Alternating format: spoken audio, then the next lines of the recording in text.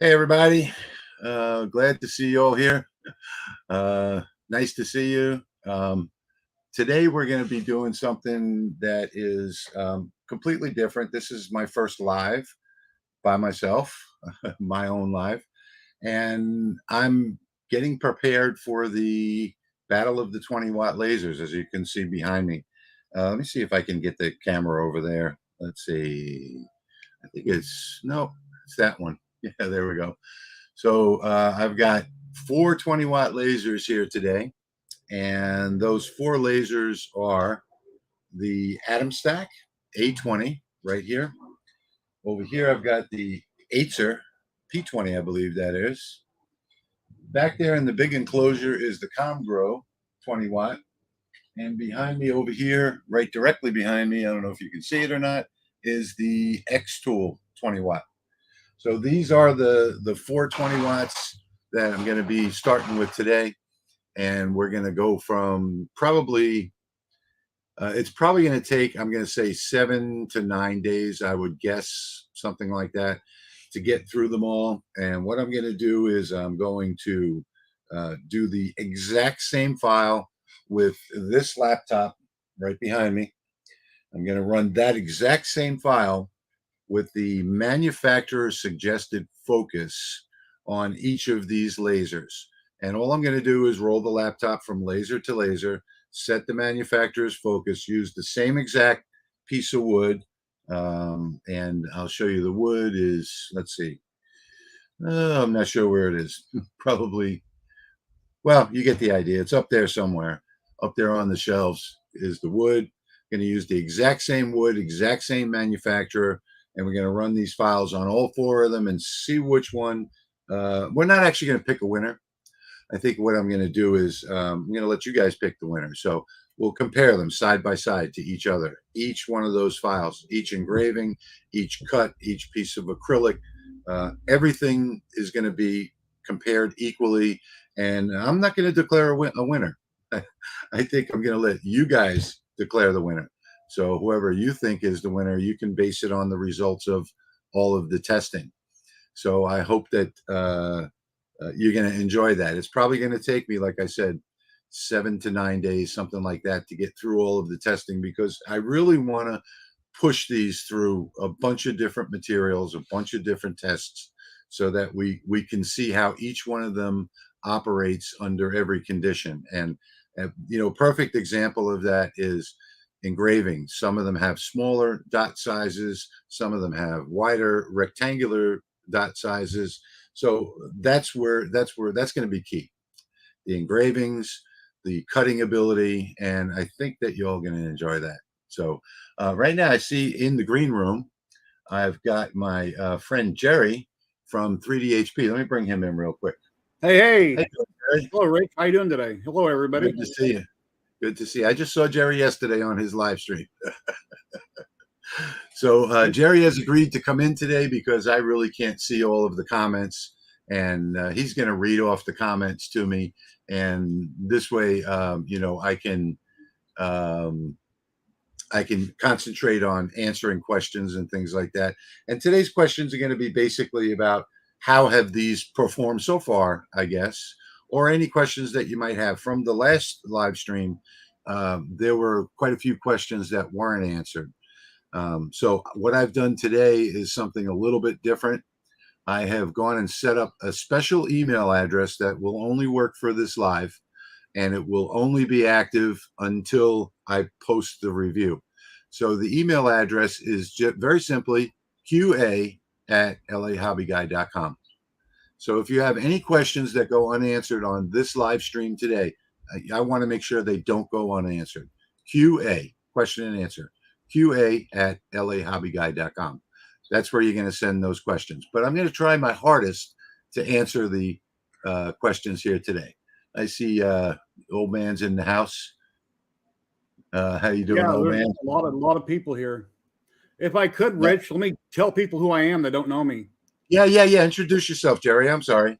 Well, I'm Jerry with 3D HP. I've been in the hobby of 3D printing for, 5 or 6 years now. I live in Las Vegas, Nevada. I'm retired from construction, and I'm into 3D printing. I'm into laser engraving, diode lasers. I got, I don't know, 5 or 6 diode lasers. I have a K40. I have resin printers. I do paint, not as much as I should, but I do painting. I have a CNC that I built called an MP CNC in the garage. I got too many hobbies. And, you know, being retired, the days just fly by. And I run a Facebook group called 3D Printing and Painting, 3DHP, a YouTube channel, and I stream every Saturday at 1 p.m. Pacific on YouTube and Twitch. You know, I have makers that come in from all over the world, up to 10 people at a time, and we discuss 3D printing and lasers and CNC and painting and resin and just about anything and everything. And that's kind of who I am and what I do. And I've got, other than what you see behind me on the shelf, I've got boxes and boxes of 3D prints and resin prints in another room. I took most of my diode lasers and put them out in the garage. But you know, it's great to be here, and very nice to meet all of you. And you know, and I think it's a great idea for Jerry to be here, even though, you know, he's my friend. He's here today. I really want you guys to go check out 3DHP, because the stuff that he does over there is incredible. Jerry, show him that what is that, that big helmet that you did? I mean, some of his stuff is really awesome, and we're gonna add a video or two of 3D printing soon. Here's a print of me that I did. I had a designer that I know that designed it for me, and I printed it and painted it. And I'm growing a beard right now, so that kind of looks like me. But anyway, that's pretty cool. And I got a Paul the Alien back here that's 4 foot tall, and I do a lot of resin prints. And here's something here I did in resin. I forget what it's called. I have to clear coat it yet, but she's all done in resin. Her arms move up and down. You know, they're not glued in, and then her head will rotate. And I've got a couple different heads you can put on. That's done in resin. It's all been hollowed on a resin printer, and then I painted it. So, yeah, I've got like a million things everywhere. Jerry, can you do me a favor? Sure. Can you forward that invite to HoboWood@gmail.com? Okay. George Horseman says, hi, Rich and Jerry. How you doing, George? Keith is here. Keith is here. Pop Moose. Hi from New Jersey. One of my big supporters just left New Jersey, moved down to Florida. Let's see, Kingsville, Ontario, Canada. How are you doing? How are you doing today? Maria, hello, Maria. Just going to run through some of these comments real quick. EPP's Corner Office. Hi, Dennis. How you doing today? Jacques, welcome from Quebec. Excuse me. What power diode laser is best for cut and engrave? 5.5, 10, 20, 30, or 40? Well, that is a tough question, Merrill. Hello, Merrill. Thank you so much for all your support. I really appreciate it. Merrill is comments on all of my videos. Great supporter. Merrill, that's a hard question to answer, because it really depends on what it is that you're doing. So there are different diode lasers, have different purposes. And I want to say that the lowest in my other shop next door, when you look at my videos, you'll see hanging behind me on the wall a cantilever style laser. Well, that laser is one of the original Ortur lasers from 3 or 4 years ago, before they were even Ortur. We can't see you, right? Huh? We can't see you. We're still looking at me. Oh, I'm sorry. let me put it back up here again. There you go. Yep. So I'm new at this, so bear with me. Anyway, that cantilever laser that I've got in the other office is a 0.5 watt, a half a watt laser that has a 0.04 by 0.04 spot size. That is a magnificent laser for laser engraving. So the question is, what does that do better? It does microfine engraving. Now, of course, it does it very slowly, and it's a very small space, but that 0.5 watt is the best engraver that I've got. Now, on the other end of the spectrum, you've got the 20 watts, and they have the larger spot size, and especially the fact that they're rectangular and they're not square. So when you jump up 5.5, I would say that 5.5 is a fantastic laser for laser engraving. I'm going to say 5.5, 6 watt 6.5 American made, very expensive. You probably won't be buying those. Are the best laser engravers on the market. And then you jump up to 10 watt. And again, now when you're collimating the two diodes, you wind up with a larger spot size, and it turns from a square to a rectangle again. But it's not a big rectangle. So the 10 watts, the 12 watts, the the 12.5 watt lasers, those all do a pretty good job on everything from cutting to engraving. The only difference is when you have collimated lenses, you have the rectangular spot. You're never going to get perfect cuts in every direction. So you may get perfect vertical cuts on your wood. Let's say you're cutting a square out of a piece of wood. You might get a perfect vertical cut, but then when it goes horizontal, well, the light spreads out because the dot size is rectangular and not square anymore. Going up, it's square. As it makes the turn and goes horizontal, it turns into a larger spot size. So you have less concentration of the laser, which means that it's not going to burn through the wood as nicely as it does in a perfect little small square. So you have to adjust your settings when you do your tests so that all of your horizontal cuts cut through. And your vertical cuts might burn a little hotter than your horizontal ones do, but that's how you have to do your testing. Getting up That to the mail failed. Give me his email address again. It's HoboWithWood@gmail.com. Thank you, Jerry. HOBOWITH Wood. Okay. Yeah. So jumping up to the 20 watts, of course, that gets exponentially worse. And now they're coming out with the Acer is coming out with the 35 watt, and XTool is coming out with the 40 watt, which they're both on the way, by the way. There'll be some kind of review and testing on those coming soon, maybe next month. And there's 3 other companies that are doing 35 watts, 30 watts. Everybody's trying. It's a race to the top power. And who knows, XTool just announced a 50 watt CO2 that they're going to be launching. So, it's sort of like who's the biggest and baddest on the block. And we started out, what was it, a year ago? We were all talking about 5.5 watt lasers and how great they were. And maybe 10 months ago, oh, look what we got, a 10 watt laser. We've never seen that before unless we spend, $500 on a USA module. I see George Horseman has a question. What's the best laser for beginners? Okay, so what is the best laser engraver for beginners? Okay, let's see. That is a really tough question. It really is. There are lots of lasers that are on the market. I would hate to say something like Glowforge. I would hate to say that, but there you go. Hey, Steve, how you doing? Oh, how are you doing? Good. I would hate to say Glowforge, but Glowforge works for new people. I'm not going to say that. I hate Glowforge. I would never own one, even if somebody gave it to me for free. Comgrow 2 Atom Stack, all the 5 watt lasers are great lasers. It's kind of like, it depends on your budget. And I think usually it's most of the time, I don't really see why somebody needs a 10 watt or higher laser when a 5.5 watt will do almost anything you would ever need, unless you want to get into cutting and then you need a K40 or something. And there you go. And that goes back to the previous question that we just talked about. You can start off with a 5.5 watt, get one that's got a nice spot size. Atom Stack makes a good module. NAJ makes good machines.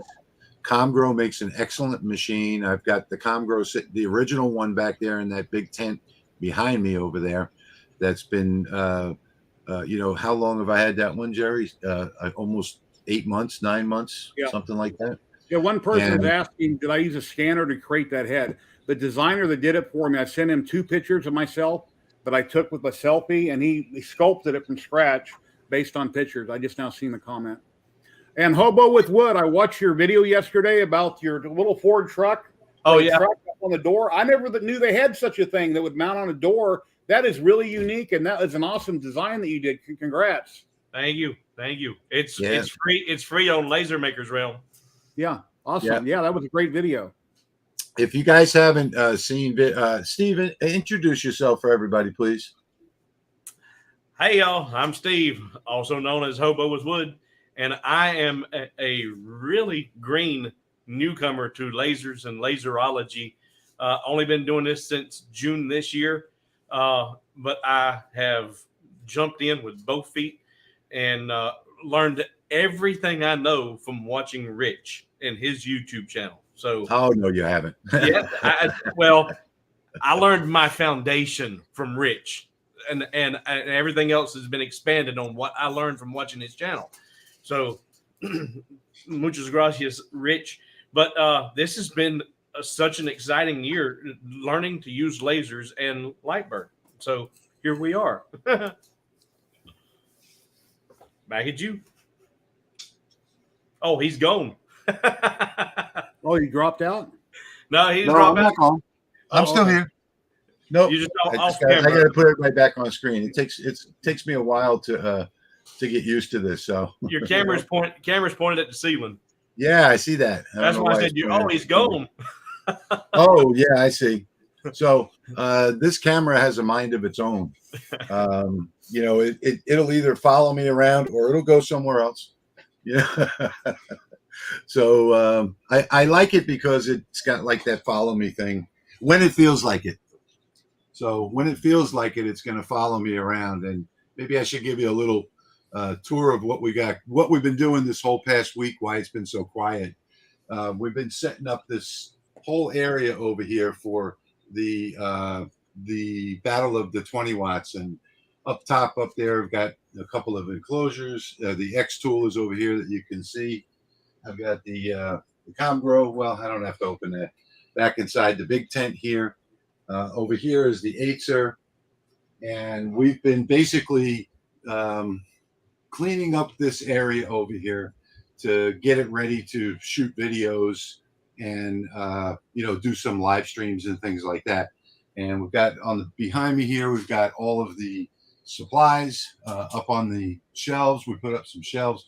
Really hard to work in a metal building to put up shelves, so we had to get creative and make brackets and put up just some shelves to store everything. And then over here is the K40, the mount port, which you can't see because of that thing on the screen, but there it is. Yeah, we can see it. Over here is the K40, and I'm going to have another K40 and another workbench over to the side over there, so that we can have everything sort of like in a big circle. And of course, the big 8-foot workbench here in the middle. So that's what's been going on here. And Steve, can you see the comments? Yeah, and I was just looking. I didn't know where. I see where he had mentioned about the scanning his print head, and I was just a lot of people saying hey and hi and howdy, hello to everybody. The first real question I come to with any, I guess technical, wanting to know some technical, and this is actually she's asking about her XTool, but it's not just her XTool laser that's going to do this. Everybody can have this issue, so you might want to expand on this comment. How come my second pass does not go over my first pass when I get a double and I get a double line? So can you click on the comment to show it? It's showing on the bottom. Is it not? Oh, okay. Yeah. I see it. All right. How come my second pass does not go over my first pass and I get a double line? Okay. And that is XTool 10 watt? I'd say loose belt. Okay. So there are a couple of reasons why that can be. One of the first reasons is going to be is the laser calibrated. You cannot do a calibration with XTool in Lightburn. That is one of the shortcomings of XTool, is their proprietary control software. So that's one of the things that I don't like about the XTool, is that they've hidden a lot of the features in Lightburn because they don't want you to get into the settings and change them in the machine settings. So that could need a calibration. It could need a firmware update. And that's where I would start, is the firmware update. And then the third possibility is that people watch a lot of XTool's videos, and they don't operate the laser the way it's supposed to be operated. So if you have the XTool 10 watt, the D1, the regular D1, you need to start that laser with the power off, move the laser head to the 0, position, which is the top left. And that's where you turn on the power. And then you don't move that laser head by hand anymore.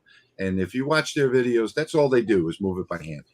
They move it all over the place. You'll even see they run into problems themselves. You shouldn't be doing that because the XTool software and Lightburn loses the XY coordinates. So I'm going to say that's, probably your issue is that you're losing your coordinates. You may be moving it by hand. You may need a firmware update. It could be any of those things. Rich, your camera for some reason is in selfie mode. The Congrow is reversed on your screen behind you. That camera is not, since it's not a cell phone, it shouldn't have your screen flipped. Yeah, that's so that if I point that way, you'll see it. Because if I point this way, that's the door, But if I have it the other way around, then it's backwards for me. Okay. So, All right. I can change that. Here's a good question. Okay. With all the new diodes coming out, and we're getting those higher powers that are coming, WCK57 is asking, is it worth buying these bigger diode lasers when there are CO2 lasers? I guess the cost of these new diodes are pretty expensive. Okay. So what is the difference? So let's say you go 40 watt XTool, you have 40 watt Monport. Okay.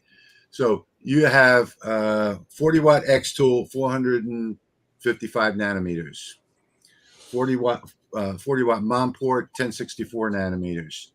Two different things. You have a blue laser and you have an invisible laser. So the blue laser does more burning. And people that own both of these out there will know what I'm talking about. If you cut out something, let's say you cut out a square out of a piece of wood with the CO2, if your settings are correct, the edges are going to be perfectly clean. And I demonstrated that to Steve a few weeks ago. If you remember, Steve, when you first got your CO2. Really impressive. So if your settings are right, and if if your library is dialed in like mine is, then you can cut out a piece of wood and not have a single burnt edge and see every detail of that wood clean, like you cut it with a saw. With the diode laser, we're vaporizing with the CO2, okay? And of course you can burn it too, but when your settings are right, you're vaporizing. With the diode laser, you're burning at 455 nanometers. So now we've got the diode laser, we've got the burn going on, and that's the key difference between the two. The next difference is going to be the mechanics of the two. So now we've got a diode laser that has, these little NEMA stepper motors that maybe can run, the newer ones now can run about 24 to 26,000 millimeters per minute. Well, that is going to be about half of what the CO2 can run. So the CO2 can run much faster. So when you're doing your engravings, you're doing large engravings, the CO2 is going to be faster. It's going to have cleaner cuts. And you're also going to be able to do things with the CO2 that you cannot do with the 455 nanometer blue laser. And that is cut things that are clear or light colored, like acrylic, for example. Let's say you want to make your own acrylic hearts, to put into a light stand, and you want them to be clear. You can do that with a CO2. So there are a lot of materials that are not going to cut or engrave as well with the diode laser as compared to the CO2. I hope that answers that question. And if you guys want to add anything, feel free. Jerry, you got anything there? No, I don't. Okay. A follow-up or kind of a leading into the next question, since we're talking CO2 and diodes, Ray Carpenter asked, will a diode laser wear out if you run it at 100%? We talked on this briefly in our last video, but this is a good question to follow up on the last. Yeah, this question comes up every day. And I think this came up. Didn't this come up yesterday, Jerry, on your your live Yeah, they stream? were talking about that. Yeah, it'll wear out sooner, but how sooner? I've never burned out a laser yet, but I don't Right, engrave as much as you do. right, exactly. So the thing is, nobody really knows. The Chinese are very careful about how. Now, I can tell you how the USA made lasers degrade, but I can't tell you how the Chinese but nobody has those. I can't tell you how the Chinese lasers degrade because I can give you an idea. The only company that answered me on this was, and I got in touch with an engineer, was at NAJ. And they have a studio there where they do testing, and it's just a wall of shelves, and they have about 100 modules on there, and they power them on for an hour at 80% power or 90% power. I can't remember which it was, 80 or 90% power. They run for an hour. The power on the wall automatically turns on and off every hour. Turns off for a half hour, turns on for an hour, turns off for a half hour, and so on. And they claim that their modules only degrade by, I think, 15 or 18%. I don't have the email in front of me. I think it was 15% over the course of 10,000 hours at those settings. So I don't know how they came to that number. So here's where, like I said, the Chinese won't give you all of the details, but I don't know how they did the math on that. I know they don't run them for 10,000 hours, the test modules. So what's the math? Did they run it for 3 hours, 6 hours, 24 hours? I don't know. I can't answer that question for you. So I don't know how they did their math. I don't know if their scale is going to be correct. Does it perpetuate out over the course of 10,000 hours? I mean, who knows? Nobody knows. I can tell you that I have 3 Laser Master, 1 Laser Master and 2 Laser Master 2s that were in production work for almost 3 years. I only had to change the settings on 2 of them once, and that was about 2.5 years in, and maybe a little over 2 years in. I had to increase the power and slow down the speed a little bit on the jobs that they were running, jobs that they ran every day, production work. So yeah, I really don't see them degrading at all. Now, I can't tell you anything about I have no experience with the 10 watts, the collimated diodes, or the 20 watt or anything like that. But it's my experience with the 5.5 watt from Ortur is that they barely degraded at all. Out of all my diode lasers, they're all 5 watt, other than my Ortur Laser Master 3 is their 10 watt. And other than having to crank down my settings so I don't fry my wood and burn everything up, I'm perfectly happy with all my 5 or 5.1 lasers. And I personally don't see a reason to run out and jump on the bandwagon and buy a 10 watt or a 20 watt when the 5 watt does everything you need. Companies just want to keep making more money year after year. So they put some bells and whistles on it and they charge more money. And the only thing I've ever heard of a tube burning out would be on a CO2 laser. If you crank the power up too high, you'll definitely burn your tube out. But I don't personally know anybody that has killed the diode laser. And not that it hasn't happened, I've just never heard of it. Right, exactly. Now, I have, and guess what? He's sitting here right here with us. Right. But let me, my friend Liam has just popped into the stream. Let me add him in here. How you doing today, Liam? Good. I had to grab lunch after my stream. Hey, Liam. Oh yeah, no problem. So everybody, this is my friend Liam from Astro Printer, and introduce yourself, Liam. Okay, my name is Liam. I can tell by the funny accent I'm from Michigan. Not really. It's where I live now. But I'm originally Irish. I live in Michigan for the last 15 years. I'm into 3D printing, CNC lasers. I'm a bit of everything. I do a little bit of metal casting, little bit of metal casting. I'm into a pretty much mix of everything and anything. And my big thing is I like helping out in the community. I like guiding people and helping people and giving them advice. No, the worst advice is advice, but yeah, I like giving the worst advice of all. So, well, you do welcome, outreach. Liam. You do outreach for NASA, right? Yeah, I do outreach for NASA. So I'm a solar system ambassador for NASA and for the Vatican Observatory. So I do outreach on their missions and science and all the research they do and so on.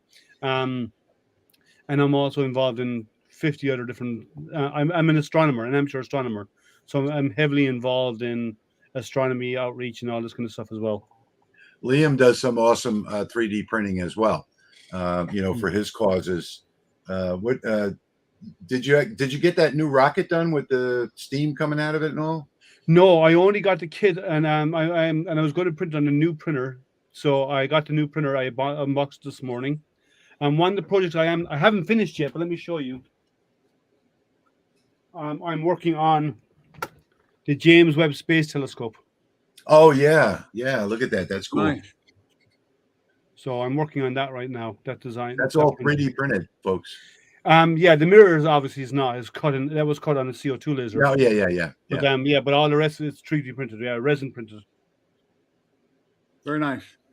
So let me get back to what's the only person that I know that's burned out a laser is right here with us today. What happened?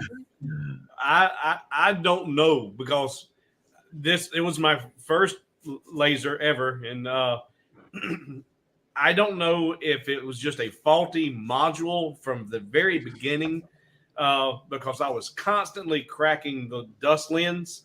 I went through 4 dust lenses in 4 months. Wow.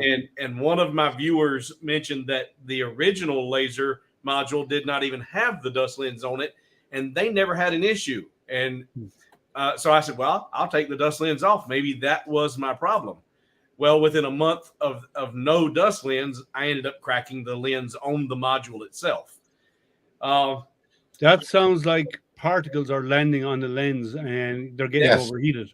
Liam, the little dust cap that it comes with, it attracts dust. So you can actually take that dust cap and just move it around underneath the piece of furniture or something, take it out, you'll see it attracted the dust. It's really actually helped clean it off. But just to correct what Steve said, the original module did in fact have a dust cover, but it wasn't attached right by where the air assist was. It was up inside the module. Gotcha. So in fact, I still have that module. So it does have a dust lens. Are you using the air assist with it? Yeah, and that is also part of the problem.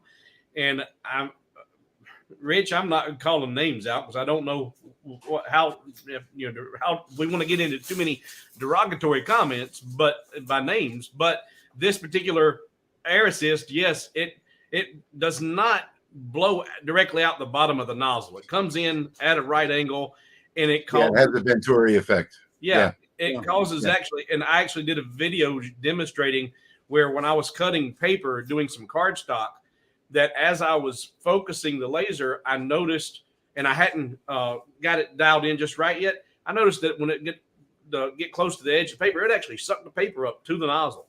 Yeah. So there was enough vacuum being created by the air assist. It's sucking up and not blowing out. So I don't want to get off topic and harp on that for a while. Let's get back to the question. So Jose is asking, he just got the Acer P20 and he's struggling to get the cut right on it. Well, I don't know if you know this or not, but over on my website, lahobbyguy.com, you'll see a link there that says forums. So if you go to the forums there, you'll see that you have to become a member, and then a new forum will open up on the main page that says members only, downloads and files.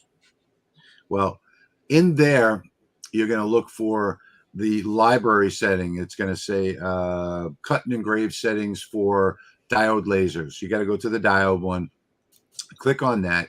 And toward the last page, there's a couple pages of them, all types of cut settings for light burn. You'll see the 20-watt Acer. So download that library, and that will be like your baseline. If you go to my YouTube channel, I have a video there that talks about getting the perfect cut and engrave settings, and it'll walk you through that. So it even takes you through going to the forum, downloading the file, installing the library in Lightburn, and then you have a baseline for your cut and engrave there. And if you're still having a problem, then you might want to do a ramp test as well on the material that you're using. Just do a ramp test on a piece of wood and find the best focal spot. Your focal spot may be out a little bit. So that's the next thing that you should look for. I posted a link to my channel in private chat because somebody was asking about it. Okay. Harvey's asking what would be the best laser to add to an existing CNC machine. Now, with the people we've got here in just chat, I heard some others are doing some CNC work. I'm curious about this myself. Is it really worth the hassles of getting a module that you would switch out when lasers are already so cheap? Is there any advantage to getting a module to put on a CNC? They're expensive. I know that the Onefinity, they want like $850 to add it, and that's just a crazy amount of money. I'd have a separate laser. I'd never add it to a CNC. Okay. My opinion on that. You don't want to. My opinion on that is don't combine them. Yeah. If you you can get a laser cheaper, and I wouldn't combine them because, yes, it's nice because you can engrave and then you can do your CNC engraving, and then you switch out and do the laser, and then you can do your engraving on the same part. But combining something that's creating a whole pile of dust with something that requires a clean environment for engraving, for laser burning, then getting lying on your lens, causing your lens to crack, just as you described, is a bad idea. It's like having a 3D printer that can do CNC and engraving. Does it sound great? It sounds fantastic. In all practicality, it's the worst idea in the world. I remember like 3 years ago, Congrow sent me out there, or I bought it off Amazon. It was like a 0.5 watt laser or something. You put it on Ender 3. It was a complete waste of time. I never could get it to work right. That's when I wound up going to the Congrow 5 watt and then up from there. So I've done a DIY actually, and I bought a control board, a CNC control board to control the laser, and Liam helped me set up the firmware, and I put a 5 watt Congrow head on it. And then a little bit later, I got their Congrow Z1, and then I just moved on from there and got the Ortur and different lasers. Liam, send me your link in private I'll chat. stick in the private chat to you. All right, so let's see. Let's go down. I just passed one up a minute ago. Steve, can you see the comments? I can, but I lost my place when I guess maybe you clicked on something that lost me. Okay, so CNC machine. All right, now I've got it back. I'm looking, fellas. Yeah, everybody who's watching, we are watching all comments. If we accidentally skip over you, we do read them, and we don't mean to.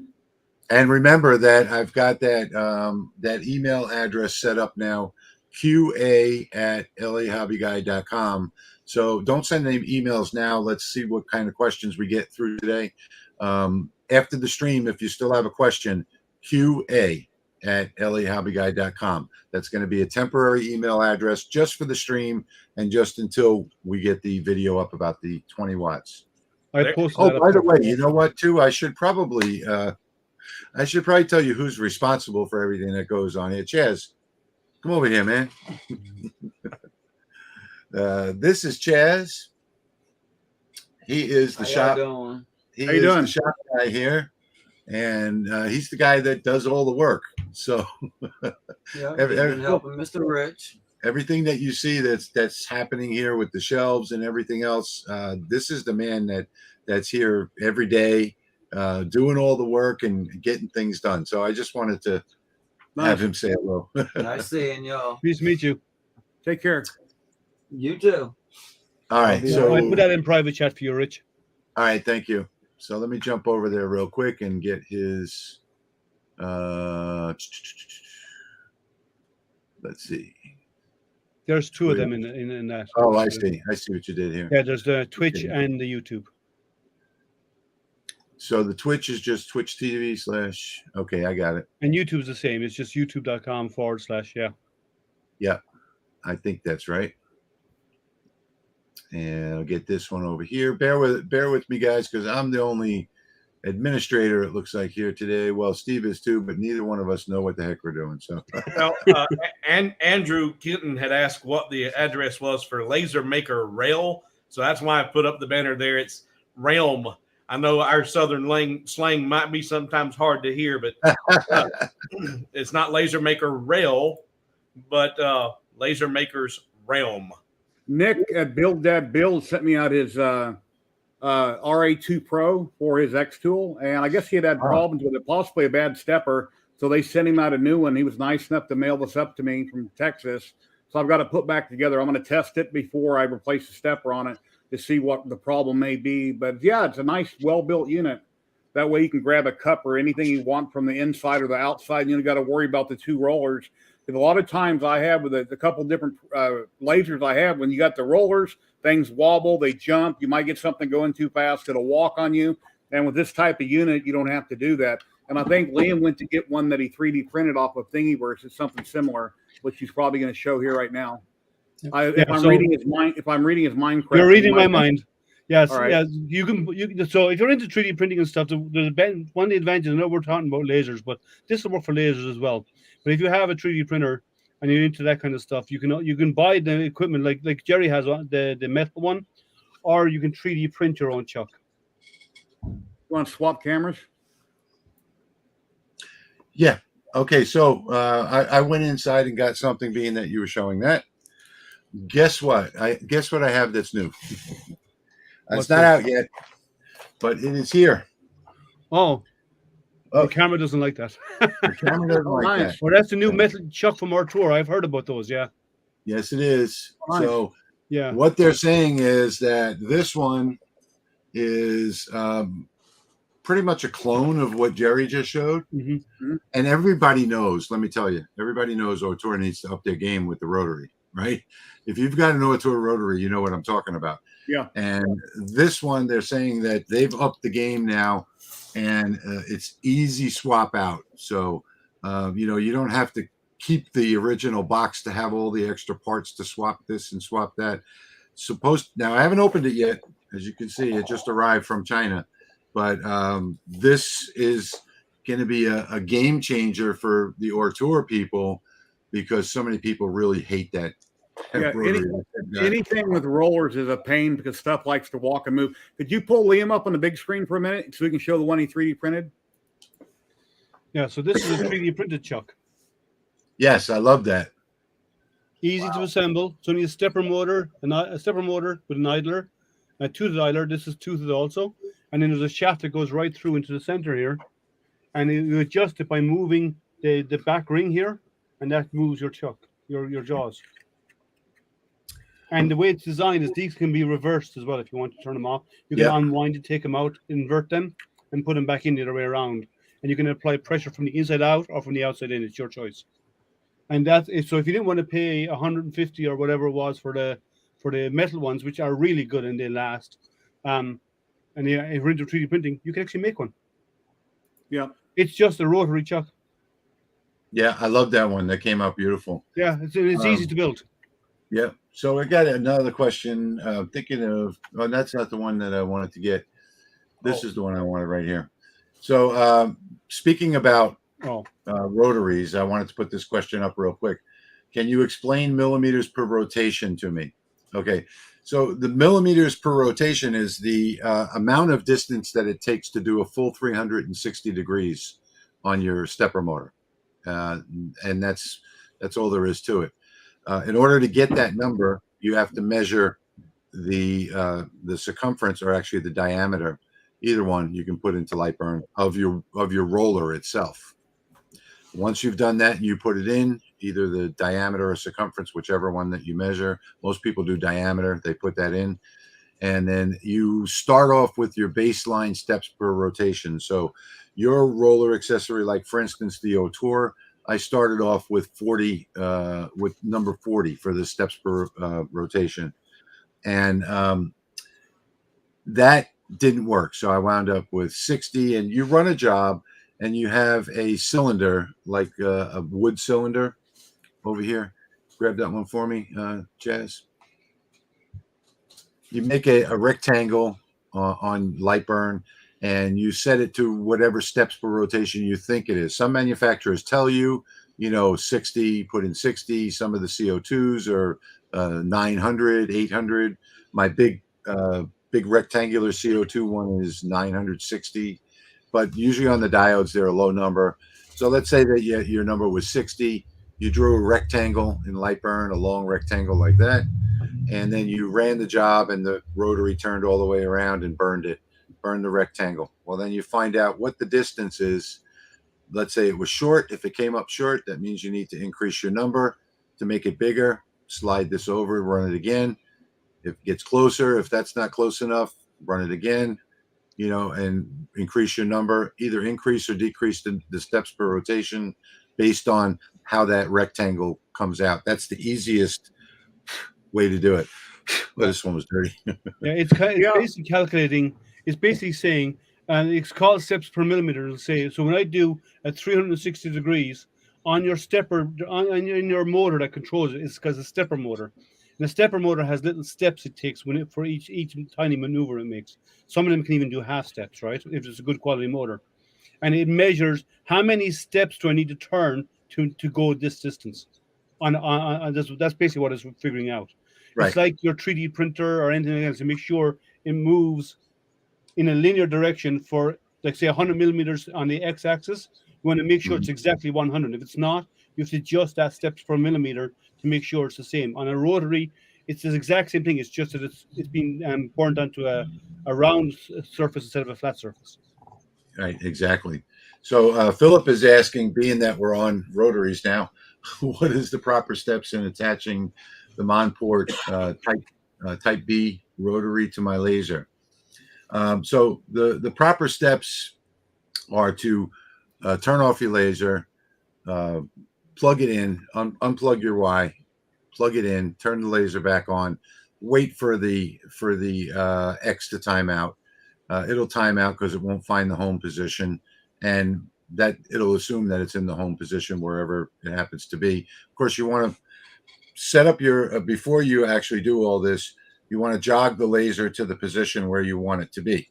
Okay, that would be your home position before you do all this. Then turn off the laser, then unplug the Y, then plug in the rotary, then turn your laser on. And that's all the steps right there in a row. And then you'll notice it's going to take a long time for it to, it's just going to keep, looking and looking before it actually stops, maybe up to a minute or so. And then all of a sudden it'll stop and you'll be in the home position and you'll be ready to do your calibration. Rich, when you're done. Chad Fisher, $10 says, thank you, Rich, for the live questions and answers. Oh, thank you so much. I appreciate that. Thank you so much. And I appreciate all the donations that you all make here to the channel. That's what keeps all of this going. I'm retired now, and I have my retirement income, but it doesn't cover all my hobbies. The days were much longer when we all had jobs. When you're working, the days are much longer. Enjoy going to work and waiting for time to go home, checking your phone or your watch. Because once you're retired, the days go by that quick. Yeah. So now I forgot where I was. I want to finish up on that on the rotary. Now you can unplug it when you're done live with the power on, and there's a lot of controversial answers to this, but I've been doing this for a couple of years. So when you're done with it, and you can also plug it with the power on. It makes no difference. You're not going to be sparking anything. The plug fits right in. But when you're done, you unplug the rotary, plug your Y back in, and then hit the reset button on the Ruida controller. And you'll see that the laser will then go back home. If you don't reset it, then you're going to have problems. So you want to make sure that you always reset after using the rotary. Okay, what was the question, Jerry? That's the only one I had. Liam, I see a question in chat. I saw that. I'm going to get the link for them right now. Okay. Doing 3D laser on 3D carved piece. Needs the axis to go up and down with the carved piece. You're going to have to spend about $30,000 on a laser. Unless, Lightburn can control the Z if your control board allows it, if there's a hookup there on the control board. So it just depends. That all depends on the control board. There are only about 2 lasers that I know of that have the hookup for the Z axis. Yeah, they'll either have to use a roller to move up and down to measure, or they'd have to use something like LiDAR on the laser head to measure the distance to the surface. Yeah. There's Jack in the shop. Kate is asking, Hello, can you cut a bottle in half with an XTool 10-watt laser? What was that? Kate is asking, can you cut a bottle in half with an XTool 10-watt laser? Can you cut a what? A bottle. You can. Wine bottle or something. You can. Yeah. Yeah. There's you can if you go on YouTube, you can search. They have these glass cutters that use 10-watt lasers to do that, to score it. Yes, absolutely. Yeah, Yeah. but you can actually use you can do what's called the heat shock method as well, where you use a laser to actually on a rotary to mark the bottle, and you actually heat the material, and then you put it under cold water, and it creates a heat shock through it to cause it to fracture. So yeah, you can do that, but then you have to get the diamond emery paper to actually polish the Yeah. edge, because it'll be razor sharp Yeah, afterwards. So you have to polish absolutely. it down. Yeah. So Philip then said, following up on that last question, yes, Philip, you do. You have to turn off the rotary when you're done in light burn, or else you'll have some big problems. Let's see. CNC with your CNC, pew pew with your laser. Yeah, they're all gonna have. Kate Beasley says hi, Chaz. Rich, in private chat, I posted a link to Thingiverse for the parts to print that chuck. Okay. There've been Someone was several. asking for the design for the design for it, so that's where. Oh, you posted it in chat, but you didn't send it. I asked it for you like weeks. Asked You for that didn't? like Did you? weeks ago. Yeah. Oh, I'm sorry. There've been I'll go and Okay. hide. I'll go sit in the corner for a while, okay? you probably just forgot. I put the link up there. There's been I I don't several. won't admit this, but old age does that to you. All right, let's see what we got next. Good afternoon. I know this discussion about 20. No, it's not about 20-watt diodes. This is just a general Q&A today, where people have been wondering why I've been so quiet on YouTube, and that's because I've been preparing for this battle of the 20 watts. So I was just introducing everyone earlier in the stream, telling everybody what I'm doing, and I guess why I'm so quiet. And Rich, So, I had this question come up. In fact, it may be Stephen who let posted me this question. finish with this one first. Well, Steve. this is about Stephen there. I think he asked this question on our laser maker realm. And if that is you, Stephen, I was waiting to ask Rich this exact same question myself. So I'm waiting anxiously to hear the answer. Okay, so you can't turn it off in light burn. You have to turn it off in the control panel on the Ruida controller. And I can't take you step by step through that because I'm not an expert at it. And you have to go into the settings on the Ruida to turn off the air. So you can't turn. Now, let me tell you what I do. Like when I did the powder engraving, all I did was pull the hose out and put a little clip on it. So just press down on the on the round tab around it, pull the hose out, and put a clip on it. I folded it and put a little paper clip on it. So that's the easiest. That's the easiest. It won't affect if you're doing it on tankers or anything like that. If you're doing no, it's just the powder coat. I just had to do that with the powder coat. Oh, okay. But there's no way to disable it for a particular layer in a job. It's either on or it's off. Yeah, it's either on or it's off. Yeah. So that you need one of those kits, one of those control kits. So I forget the guy that's got the homemade thing. You can get all the parts for it off of Amazon. All right. Or you could do what I do. I just go in and I modify the G-code manually in a text editor. Well, most people can't do that. I know that. I know. If you know how to read the G-code, you can actually write the G-code and then tell it to disable it just by adding a line in there. But Canvas Man, thank you so much. I appreciate that donation. Back burnt the lens on my LU2 10 watt laser module. Where can I buy a new lens, or is it just spare parts now? The LU2 10 is, I don't think that lens is replaceable. LU210. I'll have to check. I thought it was on the LU210. I thought they are. Yeah. Are they? Okay, I'm looking for one right now. I know I have some here, but I can't seem to. The company don't have it, then I'd say AliExpress. Well, no, Ortur, the 8210 is okay. If it's the same as the others, then yeah, you can replace it. They're easily widely available on eBay, and it's only a couple dollars. Yeah. So I think I got 3 different lenses on eBay for like $8 the last time I bought lenses for my 5.5 watt.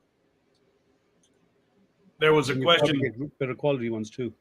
You had a question posted up there a second ago from Charles about the width of material on the designs. The design that he was specifically talking about, the truck design I just posted in LMR. And a tip for any of those files, when you have slots and tabs, you can just look at the height of the slot or the height of the tab to know what the thickness of the material was when it was designed. So if you look at the truck file, yes, then that slot size is 4.6 millimeters. So that was the thickness of the wood that I was using at the time. There is a video that I have at the end of that has a link showing you how to change those if you don't know how to change those slots on your files. But look at the height of your slot or your tab will tell you the thickness of the material used in its previous design. Right. You go to Home Depot or Lowe's and buy birch or something, quarter inch. Hang on a second, just to finish what Steve was just saying, and also there's a little ruler icon on the left side of the screen. If you click that, you can just pass your mouse over either one, and it'll tell you the exact height and width. Oh, nice. What did you say, Jerry? No, I was wondering where he got his material from, Home Depot or Lowe's. That was from a big box store. Oh, I'm thinking like birch or something.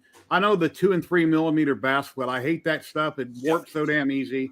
It's just a pain to work with. I prefer plywood, good quality plywood, and you'll find. I prefer hardwood. Yeah, but hardwood is but if you go to places like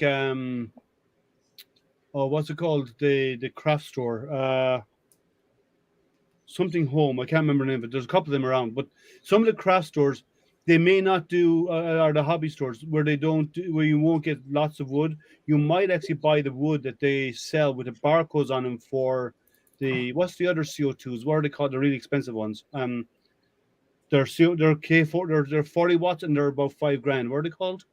Thunder? No, the one that everything's processed on the web. Rich. 40 watts and they're about $5,000. Glowforge. Glowforge, right?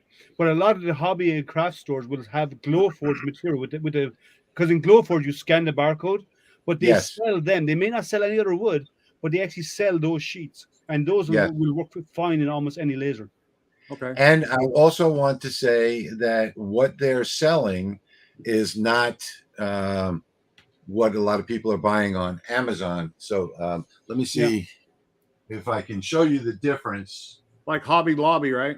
Yeah, Hobby Lobby would have stuff like that as well. If you can't find stuff in the big box stores, because it costs and so on. What they're selling is not what you're going to buy on Amazon. It's going to be, a piece of hardwood like this, and you can see how beautiful the grain is there. Maybe if I can get my face out of the picture. We can see it. Yeah. Okay, so this is what is going to cut best. So if you're cutting, you want to use wood. If you're using plywood, well, then you're going to have to deal with the grain. You're going to have to deal with the grain change between the veneers. You're going to have to deal with a lot of different things. There goes my camera again. The fillers and the voids. Just stick your hand in front of it, and it'll follow your hand back down, Rich. No, that'll turn off the following mode. I'll just do it on the keyboard. But anyway, the difference is that you want to use real hardwood. You don't want to use plywood. I use plywood all the time, but that's just because I'm wasting wood. But I also have solid wood sheets up there as well. So if I'm going to do a project, I'm going to do something that's solid wood. If I'm doing it for myself or something to sell or for someone else, I'm not going to use the plywood. On the plywood, you've got, let's say you buy birch plywood, not the Baltic birch that's all wood. Let's say you just buy birch plywood and it's got the filler in the middle. Yeah. Well, you've got that filler in the middle. What kind of wood is that? I don't know. Could be any kind of wood. It's cheap, whatever it is. Could be pressed wood.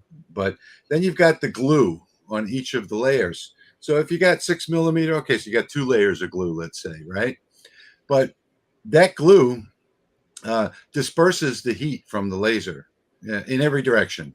So you're not getting a focused cut. Whereas with a piece of 6 millimeter hardwood, you're going to cut through it with 30% less power, and you're going to get nice clean cuts. So if you stay away from the plywood and you stay away from, the garbage wood, and you get some quality wood, well, that's the way to go. Speaking of which, Oh, by the way, Jerry's in the back room. Jerry's in the green room. And someone okay. mentioned MDF there. No, MDF is about 70% glue. Do not Yes. put that in your laser, because that's going to give off terribly noxious fumes, very bad fumes. Yeah, Don't put and your it's MDF. not a friendly product to begin No. with. No. So you really don't want to do that. And when you're working with plywoods too, and a lot of novices may not be aware of this, but there are different grades of plywood. So when you look at your Amazon or wherever you're buying your inexpensive plywoods, if you notice, they'll say sometimes it's a B/BB or an A/AA. That AA is your Double A. To my knowledge, that's the highest rating you can get. Yes. And that's what if I'm using plywood, I will use the AA grade, and I do get a pretty decent and consistent burn, because it's going to have less of those voids and raw fillers or crazy junk in that plywood. I like using Baltic birch. If I'm going to do ply, I'll do a Baltic birch, because that's one of the top grades plywood you can get out there. But there's not only is it one of the top grades, but it's the Baltic birch is also all birch, birch plywood, every layer. But even that one one has some wood, even that has the A and AA Baltic birch. It does, but at least any grade of Baltic birch is going to be a better quality than anything else you'll buy out there, right? So you're going to be guaranteed a much better solution, a much better material, and when it burns and cuts, it cuts way cleaner and better than the mixed stuff, the mixed hodgepodge of everything else out there. I used dry moly lube on this surgical steel knife, and I engraved this with the atom stack. And even though people say you can't engrave with a 5-watt, part of this I can actually fill the lettering with my fingers, and then over here it kind of fades out and I can't fill it. Yeah. But that's done on a 5.5 watt atom stack, and it was a cantilever style laser. And I forget the show I was watching where this was a saying in the show, your journey is over. So anyway, I'm not going to explain that. But yeah. Just keep in mind, if you're going to do that, you need to have really good ventilation, and the dry moly fumes is very bad for your equipment. Yeah, it's a real oily smell. Yeah. So Philip, no. Sorry, I just answered a exhaust. question that was there, Rich. So Philip, no. MDF, even if you have good extraction, you're not guaranteed to get all the fumes out. And the amount of additives that's in MDF, there's so much, excuse the term, crap inside in there, apart from just sawdust. Yes. To bind it all together, it's just bad for you. Avoid it at all costs. Air in, air out, and there's always, like I say, you got to have let air in order to exhaust it out of the room. And by doing that, you build up a lot of smoke. You're always going to smell something. And I want to show you all something that let me see if I can find it here. There we go. This is my friend Steve up in Pennsylvania. Speaking of all this is his website, and it is walnutroadcollection.com. And if you want to get some he's going to be setting up excuse me, a special link for my viewers for just laser engraved products. But if you come in here, go to current inventory, and you'll see these in here. You can buy these 4x4 squares of all types of really good hardwoods, and these are absolutely beautiful. I mean, if you're going to do a set of coasters, and you can do a walnut set of coasters, you can easily get $75, $85 for real walnut wood. So if you're looking to do upscale stuff, and this is all upscale cherry, maple, ash. And let me see if I can actually, I think I can actually show you. I just posted a link to that into private chat if you want to use it, so you don't have to find it. Thank you, sir. I appreciate that. Let me change to a different camera real quick, and I can probably show it to you. I think it is. I find lighter color woods are better for laser engraving, because you have the black on the lighter color wood. Unless you're doing something like slate, then it lightens the color of the slate. So, but let me show. Can you guys see this? Can you see this camera? Yeah. Yes. Yep. Okay, so let me show you some of the ones that, just a couple of the ones that he sent me. So I don't know if you've seen poplar, but I've got some rainbow poplar right there. Take a look at that. This is an example of the coasters that he does. So he actually is a sawyer. For you folks that don't know what a sawyer is, that's somebody that saws wood. He has a mill, and these are all American trees. So grown in America, cut in America, and CNC'd in America Very as well. nice. Oh, You get them will not green, find nice. you will not find coasters like this for sale anywhere. These are absolutely gorgeous. Don't mind that little cut I drilled through my finger yesterday.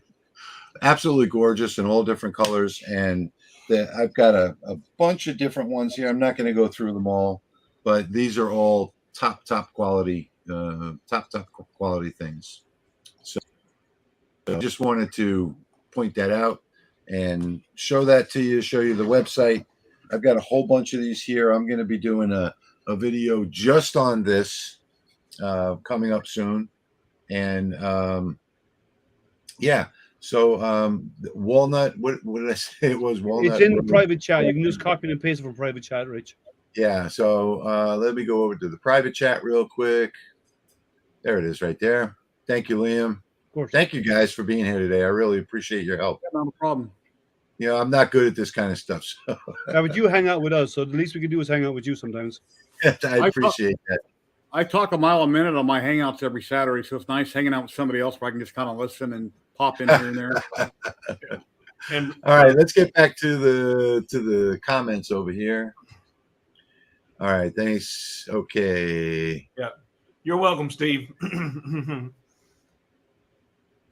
There's been yeah. I was trying to think of this earlier too when Liam was talking. I was thinking Hobby Lobby as well. Yeah. Myself. There's been another one, Michaels as well. If you've heard of Michaels, they actually we have have one little here. sheets as well. There's been Yeah, a I've got lot one of clear across town in Vegas. And They got a lot of cool their stuff. ply is Baltic birch plywood. Okay. there's been a lot of questions and a lot of comments regarding, since we were talking about the fumes with the MDF and the Molly and everything else. A lot of people are asking about your opinions on the smoke purifiers and in any type of evacuation system. Your best suggestions. Some talking about how expensive they've been found and totally ineffective. Right. I use a 1,000 BTU extractor just for one laser at a time, and that works great for me. Because when I'm doing my diode lasers, I have them in a chamber, it's a 3D printing tent, and it creates a negative pressure. So you can actually see the print when you turn it on, you can see the pen sides collapse in a little bit. So by creating negative pressure, air from the room is going in and nothing is coming out. So that's what you want, right? Absolutely, that's what you want. Yeah. So if you don't have negative pressure and it's only drawing a low amount of BTUs, let's say 200 or 300 BTUs of air, you will find that you'll still smell a lot of it. And if you still smell, if you can smell it, you're getting fumes that you don't want. So you I can actually demonstrate that if you like. Hey, non-fam, how are you? Hey, non-fam. So I actually do make sure that mine is drawing enough. I think it costs something like $100 for the extractor on Amazon. But it's a good BTU, and it does put out so much air that you can actually see the sides suck in a little bit, and that's what you want. And then you know you're removing more air than can escape. It's been drawn out of the system. So I'm going to actually demonstrate that what Liam's talking about here. All right. In a minute. Yeah, but you got a 2,000 BTU. No, I don't. Not in here. Oh. Now, and again, I'm really green. I know CFMs. How would CFMs and BTUs? How do they compare? What's the difference there? It's just amount of air. Right. It's But like the higher the number, like if we're like okay, so not BTUs, CFMs. I used the wrong term. Sorry. Okay. BTUs is heat. So if you're less than 300 CFMs, right? That's where you're I was not confused. drawing it out enough air to create a negative air. You might just barely be approaching that. So when you go over 500 or 600, you start creating a negative pressure chamber, right? Slightly negative, and that's what you want. You don't want to be too negative, because if it's too negative, it's going to create a vacuum, and that's the last thing you want to happen in it, right? So by bringing it into negative. Now, what some people do is they have a completely sealed environment and they pump in nitrogen, because by doing that prevents anything ever from catching on fire. But that's not practical for home use. No. Okay, so here I've got the Monport, which is about 250 CFMs. I've got that over in the corner with the hose back here that goes over 4-inch hose, goes out the back wall, and you can see. Turn it off for me. You can see that when we turn this off, watch this side right here. You'll see it coming out. So it's kind of hard to see. It didn't come out because that hose is on there. But if we open this up, push the lid up. The front part, the lid. If you push the lid up. Yeah. So now you can see here. Well, it's kind of hard to see, but it is sucking it in. Yeah. And if I zip this closed, it's too much. Now it sucked this side all the way in, sucked the top down, and that's a little bit too much air not going through. So what I have to do is actually open this like that. Yeah, to allow extra airflow. It fell down, and it fell in, and that's letting some more air in here. So now, if it doesn't suck up to that laser, to the metal, when I let it go, you see how it's sucking up to the metal? If it doesn't do that, it's in the right spot, and that's just about right. If I zip it closed some more, it sucks it right up to the metal. I don't know if you can see that or not. But now I've got it open about 6 inches on the bottom, the zipper, and that is the perfect air extraction right there. So it's getting just enough to pull air in without collapsing the sides too bad, and that's not going to strain the motor. So yeah, John, I got the terminal, I got the acronym wrong in my head. So yeah, it's CFMs. So you want to be about 500 CFM, if not more. I would say for a single laser, a single unit, anything up to 1,000 would be fine. Anything more than that is overkill, in most cases, I think. If you're doing what Rich does when you're running multiple machines, then you want a higher throughput, because it's going to be shared across all of them. They're all going to be pulling air. So you mine are not, because I have blast gates over on the shelf there. So mine are all dedicated. Okay. So if I'm running the CO2 over there, I close the blast gates in the corner, and only one of them is. But you don't have a baffle to move between one and the other? What's that? You don't have a baffle that you can move from one to the other laser? No, only this one right here. I'm going to move to these two tables here. But the CO2 is dedicated. It's got its own blast gate. Whenever either one I'm using, I have two feeds here. So what I've done is I've done it differently. I have a Y connector. I have two connections going out, one for my CO2 and one for my fiber chamber. And I have them going to a Y connection, and I actually have 3D printed a flap that I can actually switch over and back which one I want to use. Yeah. Well, with this one, it's only 250 CFMs. Oh yeah, that's only single for us. That's a standard inline fan then? Is that a normal inline fan? It is it's the Monport smoke purifier. So it's the three-stage filter from Monport. I run it through the three-stage filter and then out the back of the shop. I have a couple enclosures when I'm in my house. I have a couple enclosures when I'm in my house, and I exhaust it with my K40 out the back wall. But when I'm in my garage, I either crack the door halfway, have it open a foot, and I just have run a fan. And in my garage, I don't worry about it. I can open my garage door up and blow everything out the door with a fan. Right. Yeah, there are lots of ways that you can do it. When I first moved from the other shop, or when I retired from the other shop, I should say, I moved into my garage here. And what I did was I had these restaurant shelves, and I put my laser on the restaurant shelf. I would just open the garage door and put a box fan in front of the machine, Yeah. and that there wasn't a bit of smell in the garage. You know, just so, like you're painting a car, you got to exhaust everything with a box fan or multiple Exactly. box fans, whatever it takes. exactly whatever way that you need to do it, you know, you need to exhaust the fumes though. My In rule summer, is that if you can smell it, it's bad for you. So yeah. that's my rule. In So summer, if I smell it, I said if the weather's nice, I'd actually put my laser out on my deck and I'll just laser engrave outdoors. yeah, I just stick it up on my deck and on a table on my deck, and I can laser engrave there. I don't have a big garage space, and instead of having to run inside in the house and have to run the extractors and all this kind of stuff, I just set up on a table on my deck and off I go.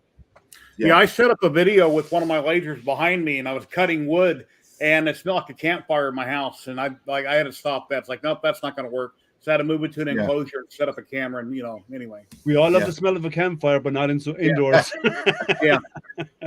Yeah, my wife was in the house and she could smell it. Kate, going back to the wood, Kate was talking about Ocooch online for wood supplies. Yeah, that's a great site. I use them. I've been using them for a long time.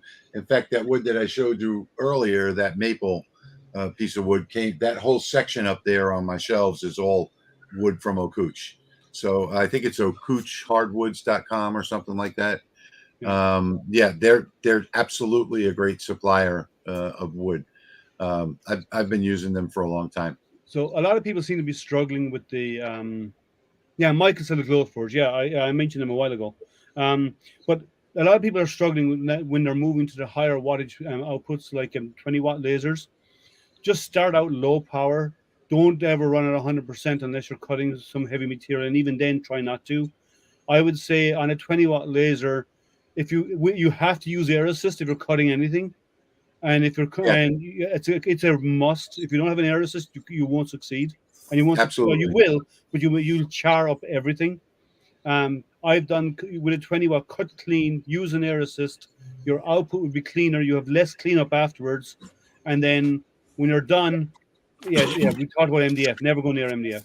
And when you're done, like if you ever find that there's tarring on the outside, which you're going to get a little bit, right?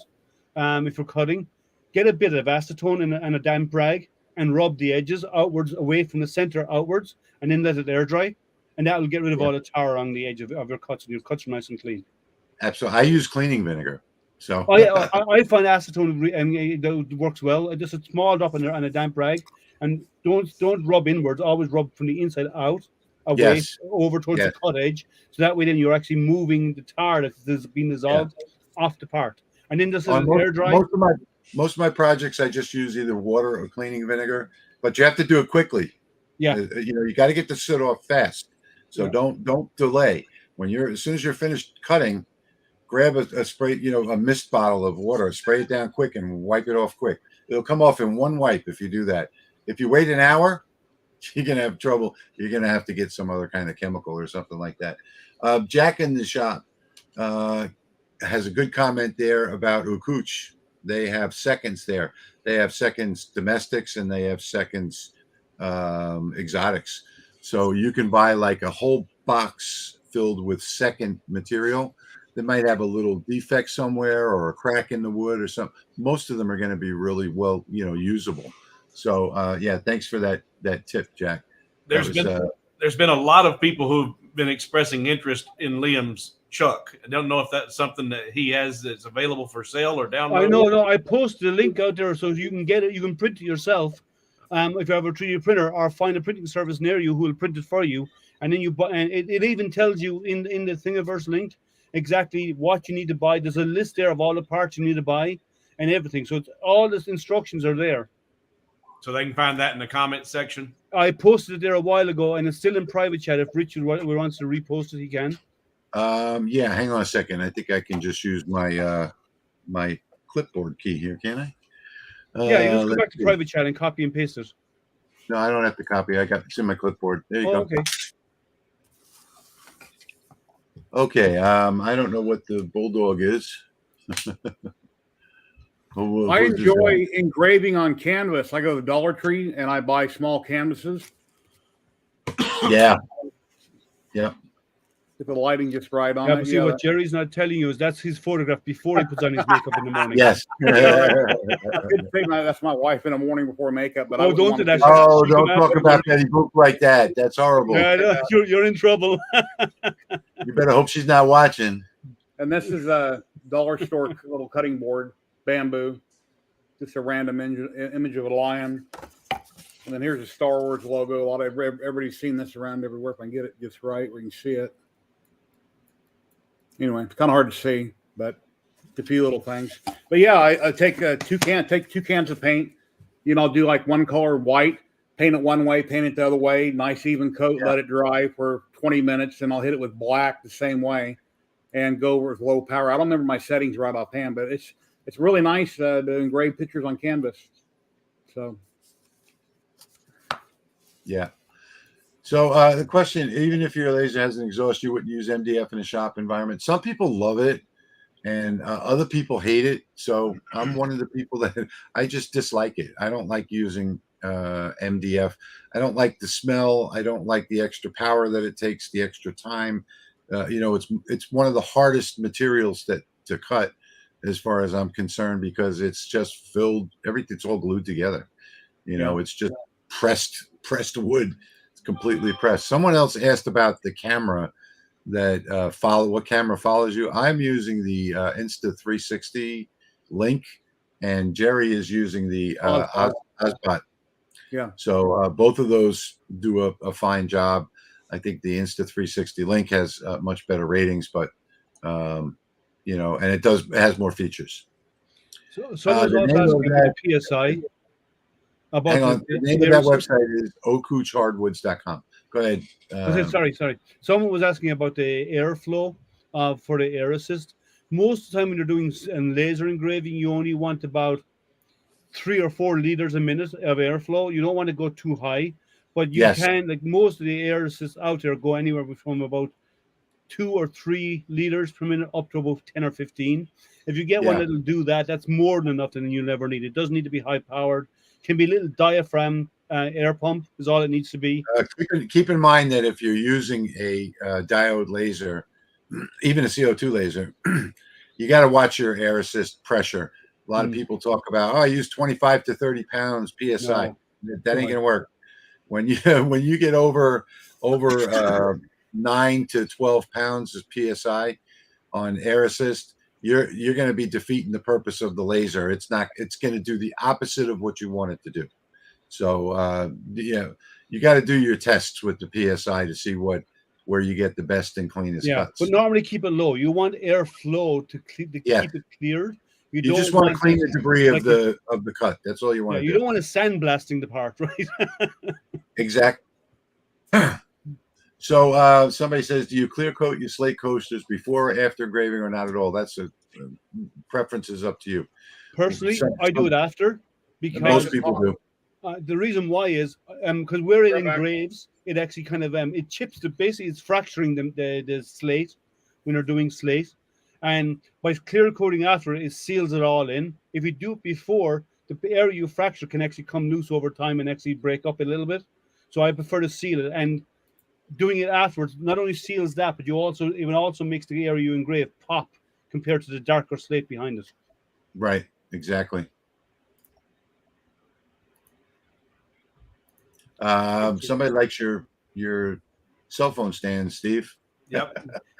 And I haven't seen your cell phone stand, Steve. I have to fix that. Laser Maker's Realm. Isn't that where they're at? Yes. Yeah. Rich, can you post a link to the website? I just did. Yeah, I did too. I put the hardwood website. I'm guessing that's what it is. Ocooch is what I put up there. Yeah, I just put it up in the chat, so it's up there from me as well. You're doing. Thanks, Corey. I'm trying. I don't know how great I can do, but I'm getting used to it. The next one's going to be good, I think, because I'm going to have all my links pre-prepared. So we don't have there's a question there about what do we seal the slate with? I seal the slate with clear top coat, like you buy from a rattle can. So when it's done, lay it down, 2 coats both directions, leave it sitting dry, and you're done. You can either go matte or gloss. Gloss looks nice and shiny, but if you don't want a shiny effect, the matte will work. That's all you do is you buy it in the Rust-Oleum clear coat you buy in Home Depot? My favorite is going to be the shellac brand at Home Depot. The shellac gives an absolute incredible finish on slate. You're not going to get any better on slate, on granite, on anything that marble, any of that. You're going to get a beautiful, beautiful finish. Now, a lot of people are probably saying, well, why would you do it on marble? Because on the marble, on the CO2, it takes that beautiful finish off, and that's the contrast that you have. So you have to go back over it again, put a whole new finish on top of the beautiful marble finish. All right, let's see. Starting and planning to buy my first laser, start a business. Should I buy a 5.5, 10 watt, or a new 35 watt by Acer? I would say that personally, if you're going to start a business, I would probably start it with a big CO2, anywhere from 50 to 80 watts with the largest bed size that you can afford. That's probably how I would start the business, because you want to have speed. Now, talking about wattage, if you're on a budget, you need to stick with the diode lasers. I would say that the only laser that I personally recommend, and this is just me personally, after using them all and testing them all, is the Acer. They have them in 5.5 watt, 10 watt, 20 watt, and now the 35 watt coming out. But keep in mind that the PRC has got their hands around the necks of the Chinese, and they are locking down the districts, and keeping people in, closing factories and everything else. So the demand is high right now, and the supply is near zero. So until the WHO called them out last week, so they're starting to ease up the restrictions a little bit, getting people back to work. Yeah. But the supply coming out of China has been cut off essentially since December, with the PRC almost locking. Everybody has COVID right now, but I've been watching a lot of channels on YouTube regarding China. And yes. So 8 out of 10 people have COVID. Yeah, the COVID is out of control there, and the problem is the companies that don't have USA stock, like Acer, are running into delays on their shipping. But that would be the only laser that I would recommend to somebody. It's a commercial duty, grade laser. It works. It just works. The firmware on the control board is absolutely perfect. Doesn't need to be tweaked or anything else. Great laser module, good spot size, perfect engraving, a nice color wheel, which is hard to get. So it depends on what nanometer the laser is. So I'm not sure, what it is on this one, but it's a different nanometer than for, let's say, comparing the XTool 20 watt to the Acer 20 watt. The Acer 20 watt gets a lot more gradients on the color wheel than the XTool does. So it's not 455? Well, if you look at the specifics, 455 plus minus. So Blue Universe, that makes the XTool one, is not at 450. None of them are really at 455. It's somewhere around there.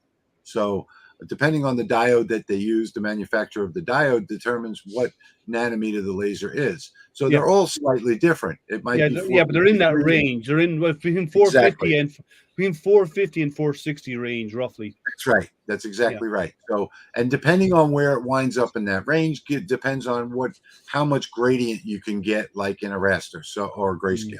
So, like the Acer, I can get from 10 to 100% gradient. The XTool, I can get from 15 to 100% gradient.